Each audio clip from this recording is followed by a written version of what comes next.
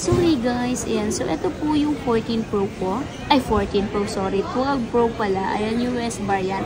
Pag once po na ganito ang nabili nyo is US variant po siya. Yes, pag ganyan po is US yan. Ayan, so syempre meron tong dent. Syempre second hand to. So ito po is isasample ko po siya sa may repair. Yes, may repair po kasi siya. So ito siya. Pag in-open mo po siya, makikita mo po yun. Punta ka sa general, tas about. Ayan, so ito po, may parts and service history. Once po na-clinic mo po yan, ganyan po ang lalabas. So may nakalagay pong display. Meaning po is napalitan na po yung display niya. Ito po yan, itong harap. Yes, ito po yung tinatawag na display niya, yung harapan niyo po. Ayan, so palit na po siya. Mabilis lang po siya makita. Dito lang po yan sa general. Agad-agad.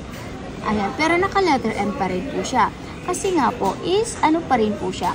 Hindi po siya refurbished. And then, may pinalitan lang siya pero hindi refurbished. And then, hindi rin po siya pinalitan ni Apple ng bago.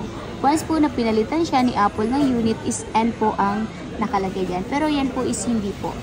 Ayan. And then po, 128. Ayan. Dito mo na lang, dito rin po makikita kung open line po siya o hindi.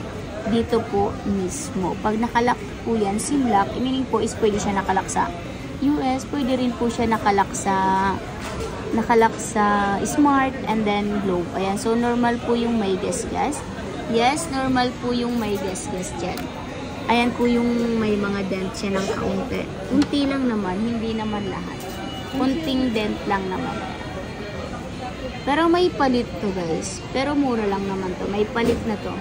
Pero kami po talaga, once na may palit ang unit, mura lang namin siyang binibigay. Ito meron po yung palit. Yan, display po ang palit yan. Ayan, so ganun lang kabilis mag-check ng unit.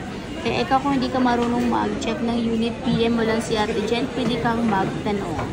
Ayan, so bye!